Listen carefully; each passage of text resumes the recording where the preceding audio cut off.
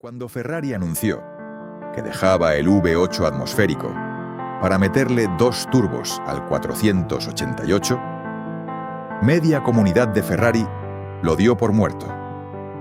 Decían que perdía el alma, que sonaba a Golf GTI con esteroides. Y sin embargo, este coche terminó siendo uno de los V8 más rápidos y mejor equilibrados que ha hecho la marca.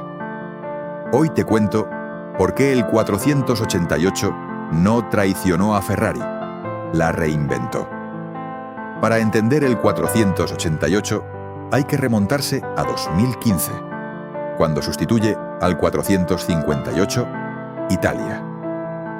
Y aquí está la primera curiosidad. El 458 era el último Ferrari de calle con un V8 atmosférico.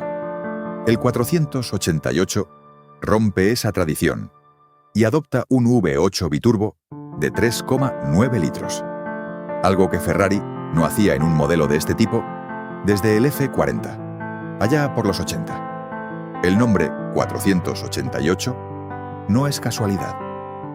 Hace referencia a la cilindrada unitaria de cada uno de los 8 cilindros, unos 488 centímetros cúbicos. Es la misma lógica que usó Ferrari con el 308 o el 208 décadas atrás. Una forma de volver a sus raíces mientras técnicamente daba un salto enorme hacia adelante. El resultado inmediato. Pasó de 570 caballos en el 458 a 670 caballos en el 488 GTTB, con un salto brutal de par motor gracias a los turbos. Pero ese salto de potencia trajo un problema que Ferrari tuvo que resolver con diseño puro. Aquí está, para mí, la parte más interesante del 488. Con más potencia y más calor que gestionar por los turbos, Ferrari no podía limitarse a hacer un coche bonito. Tenía que resolver un problema de ingeniería térmica sin sacrificar el diseño. Y de ahí nacen esas líneas laterales tan características, con la doble toma de aire. Una alimenta los intercoolers, la otra dirige aire directamente al motor. En la parte trasera aparece algo que Ferrari llama blown spoiler. Un alerón que en realidad usa un canal interno para generar carga aerodinámica sin aumentar la resistencia al aire. Es una solución tomada casi directamente de la Fórmula 1 y por primera vez se aplicaba en un coche de calle de la marca. Visualmente, el 488 mantiene la proporción clásica de motor central que define a Ferrari desde los 70. Cabina adelantada, trasera corta y musculosa. Pero todo en su carrocería tiene una función. Cada entrada de aire, cada línea, cada hueco, existe para enfriar algo o generar carga aerodinámica. No hay elementos puramente decorativos. Y eso es algo que lo diferencia de muchos rivales de la época. Por dentro, el 488 introduce el volante con el manetino, el selector de modos de conducción, totalmente integrado, y una pantalla digital que reemplaza los relojes analógicos tradicionales. Un cambio pequeño en apariencia, pero que marcó el camino que Ferrari seguiría en todos sus modelos posteriores. Y aquí volvemos a la polémica del principio. Los turbos actúan como silenciadores naturales. Absorben parte del sonido agudo que hacía tan especial al V8 atmosférico del 458. Ferrari lo sabía, y por eso rediseñó el colector de escape y hasta la ubicación de los turbos para intentar recuperar parte de esa sonoridad. ¿Lo consiguió del todo? La mayoría de puristas dice que no. Pero lo que sí consiguió fue un motor considerado durante años uno de los mejores V8 turbo jamás construidos. Ganador del premio International Engine of the Year 4 veces seguidas. Aquí va un dato que mucha gente no sabe.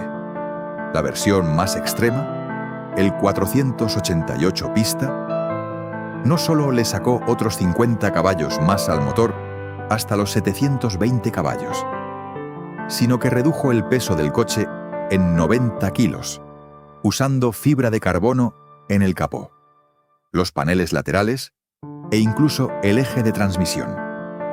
El resultado es una relación peso-potencia de menos de 2 kilos por caballo. Una cifra que en 2018 solo tenían hiperdeportivos de precio muchísimo más alto. Y por si fuera poco, la versión descapotable, el 488 Spider, guarda su techo rígido retráctil en solo 14 segundos, sin perder apenas espacio de maletero. Un detalle de ingeniería que en su momento fue toda una referencia dentro del segmento. El 488 dejó de fabricarse en 2019, sustituido por el F8 Tributo, que en el fondo comparte gran parte de su ADN mecánico. Y ahí está la clave de por qué este coche importa. Fue el modelo que le demostró al mundo que Ferrari podía adoptar el turbo sin perder su identidad. Sentó las bases de toda la generación de Ferraris turboalimentados que vino después, incluidos los híbridos actuales.